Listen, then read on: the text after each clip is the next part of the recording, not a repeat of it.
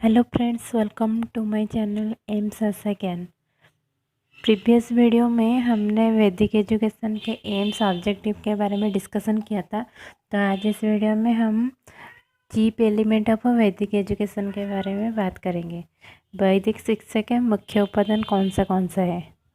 Number 1, divine knowledge, Divya ज्ञान जिसे कहते हैं। वैदिक शिक्षा में ज्ञान तथा दिव्य ज्ञान को हर कोई स्वीकार करता था। ज्ञान जो होता है वो सत्य होता है। ज्ञान को सत्य तथा दिव्य ज्ञान को ही महत्व के रूप में हर कोई विश्वास करता था। इसी दृष्टिकोण के वजह से ज्ञान को तीसरी आंख के साथ तुला गया है। वास्तविक ज्ञान ही ऐसी चीज है जो मनुष्य के अंतर्दृष्टि को खोलने में बहुत महत्व भूमिका ग्रहण करता था। वैदिक युग में ज्ञान का अर्थ पुस्तकगत ज्ञान नहीं था, बल्कि ज्ञान को दिव्य ज्ञान के साथ तुला जाता था। दिव्य ज्ञान के माध्यम से मनुष्य परमेश्वर व ईश्वर के पास को भी जा सकता था। Second point, teaching and learning process, शिक्षादान और शिक्षण प्रक्रिया। वैदिक युग में जो गुरुकुल होते थे वो गुरुकुल शिक्षार्थी के अंतर्निहित शक्ति और उसके शारीरिक सामर्थ्य का विकास साधन के साथ साथ उसके चरित्र गठन पर भी बहुत गुरुत्व देता था। गुरुकुल आश्रम जो कि शिक्षा का मंदिर के समान था और गुरु को भगवान के साथ और शिष्य को भक्तों के साथ तुला जाता था। गुरुकुल आश्रम में जो शिक्षार्थी पढ़ने के लिए जाते थे वो अपने घर बार छोड़कर जाते थे और 12 वर्षों तक वहाँ पर शिक्षा ग्रहण करते थे और उसके बाद अपने घर को लौट आते थे। शिक्षा को समझने के लिए गुरुकुल में ध्यान, स्मृति और आसन के जैसे 3 स्टेप्स को फॉलो किया जाता था। पहले जो गुरुकुल के शिक्षा था वह गुरु केंद्रिक था और उसके बाद वह शिष्य केंद्रिक हो गया था। थर्ड पॉइंट, एजुकेशनल इंस्टीट्यूशन, शिक्षानुष्ठान। शिक्षानुष्ठान 3 टाइप के होते थे, गुरुकुल, पारिषद, देन सम्मेलन। पहला गुरुकुल जो कि एक आवासिक शिक्षानुष्ठान था जिसमें जात पात का कोई भेदभाव नहीं था और जो भी स्टूडेंट जाता था वो गुरुकुल में ही शिक्षा ग्रहण करता था। गुरुकुल जो होता था वह जनबसति से बहुत दूर निघन जंगल में ही होता था। प्रकृति के शांत परिवेश में शिक्षार्थी शिक्षा ग्रहण करते थे। शिक्षा लाभ के साथ साथ शिक्षार्थी कृषि, गोपालन और कुटीर से संबंधित शिक्षा लाभ करते थे। वास्तविक परोपकारिता, कर्मकुशलता, त्याग, संयम और श्रृंखला गुरुकुल आश्रम के शिक्षा के मुख्य और मूल नीति था। वैदिक युग में शिक्षा और ज्ञान का प्रचार और प्रसार के लिए परिषद को बनाया गया था जो कि शिक्षार्थी के उच्च शिक्षा के लिए उपयोगी था। ये जो परिषद होता था वो 5 से लेकर 21 विद्वान पंडित को लेकर गठित होता था। जो विद्वान की मंडली थी वो किसी एक विषय के ऊपर चर्चा करते थे जिसमें स्टूडेंट्स भी भाग लेते थे और उस तर्क वितर्क में स्टूडेंट्स भी भाग लेकर उससे भी कुछ ज्ञान अर्जन करते थे। तीसरा है सम्मेलन।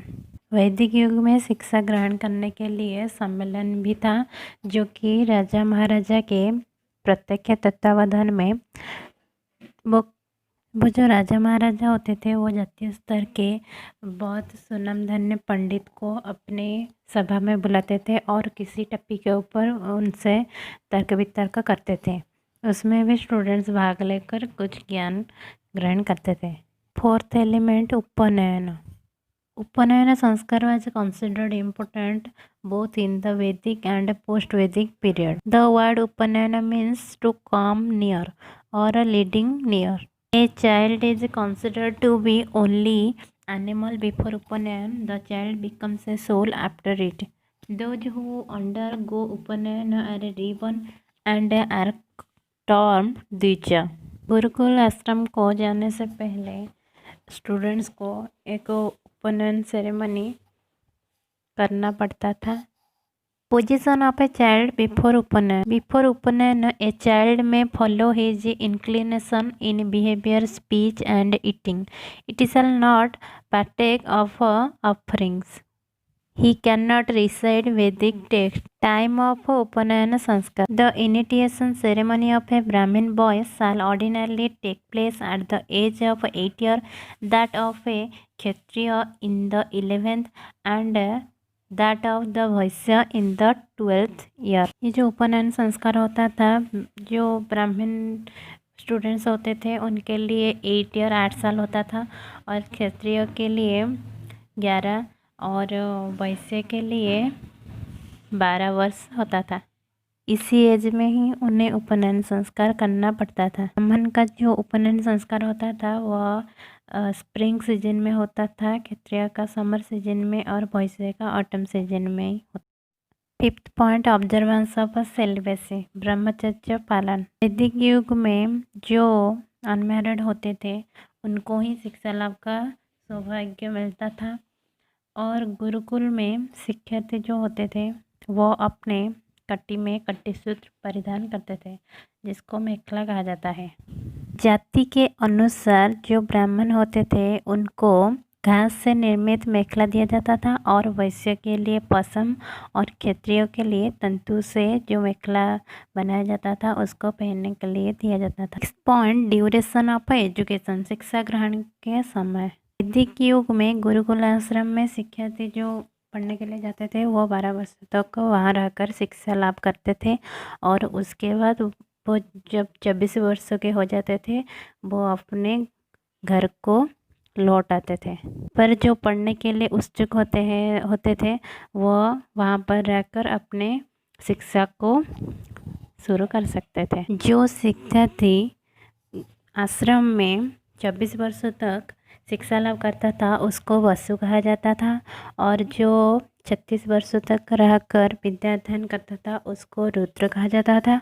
जो 48 वर्षों के लिए अपने अध्ययन में मग्न रहता था उसको आदित्य के रूप में स्वीकार करा जाता था। 7th पॉइंट, करिकुलम ऑफ वैदिक एजुकेशन, वैदिक शिक्षा के पाठ्यक्रम। वैदिक शिक्षा के पाठ्यक्रम में शिक्षार्थी के शारीरिक, मानसिक तथा बौद्धिक और सामाजिक, आवेगिक, नैतिक आदि विकास को गुरुत्व दिया जाता था, और उनके पाठ्यक्रम में 4 वेदों को भी शामिल किया जाता था। उनके पाठ्यक्रम में व्याकरण, गणित, दर्शन शास्त्र, तर्कशास्त्र, न्यायशास्त्र, नीतिशास्त्र और ज्योतिष शास्त्र और ईश्वर संबंधी अनेक ज्ञान के शिक्षा दी जाती थी, और उसके साथ संगीत, नृत्य, कृषि, गोपालन, युद्ध विद्या आदि शिक्षा में शामिल था।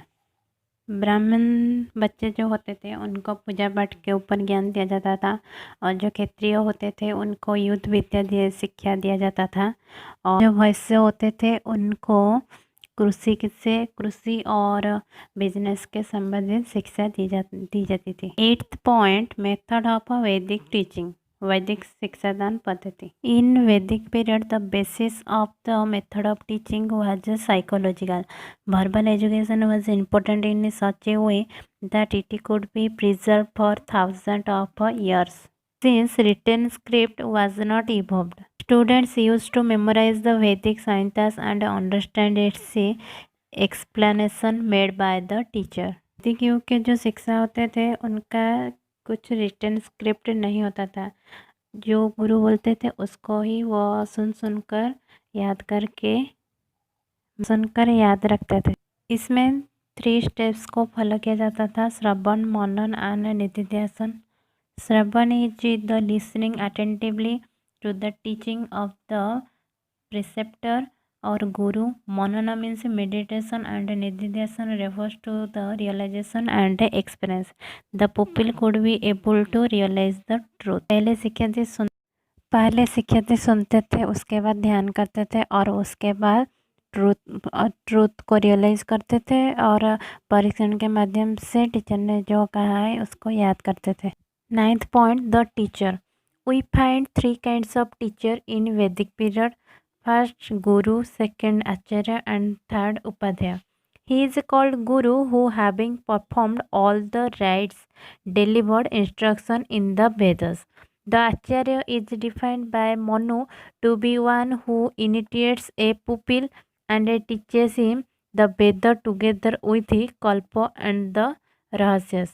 An Acharya is 10 times more venerable than an Upadhyaya. He is chief among all gurus. He is called Atiguru along with the father and mother. Then qualification of a teacher.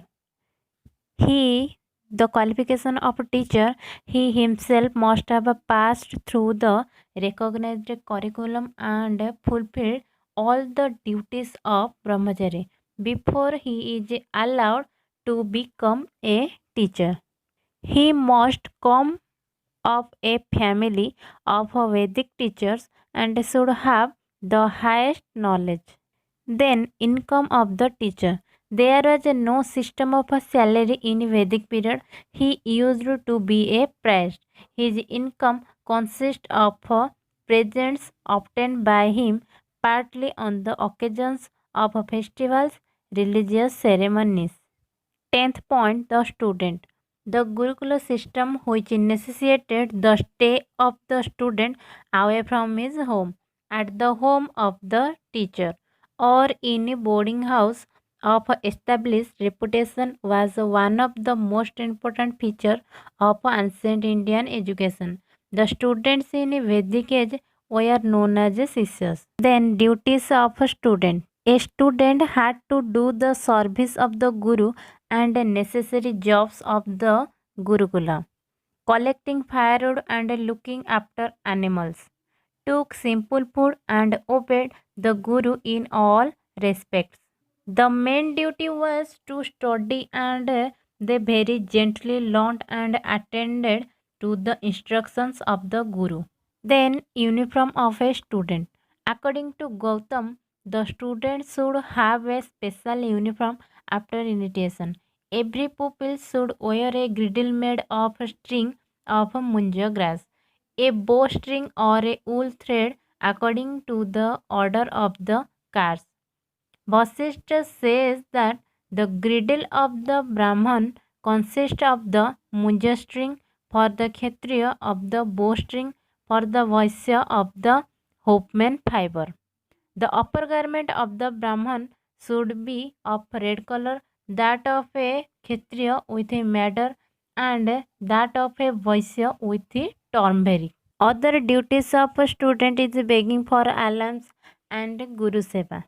7th point, the teacher taught relationship or the teacher pupil relationship.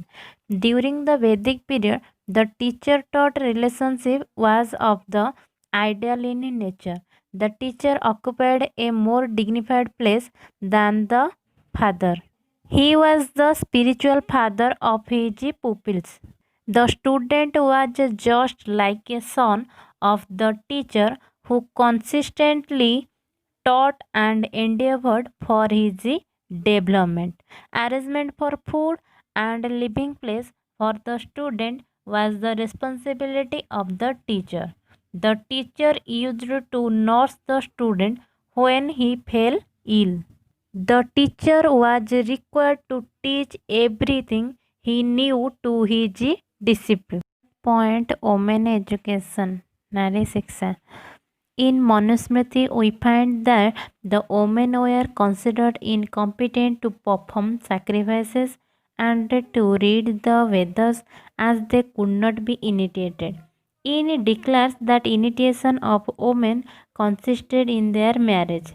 In ancient times, the female education was entirely domestic and vocational. They were being prepared for the duties of the household. A woman's fulfillment lies in womanhood and the latter in motherhood. Consequently, some progress was made on girls' education.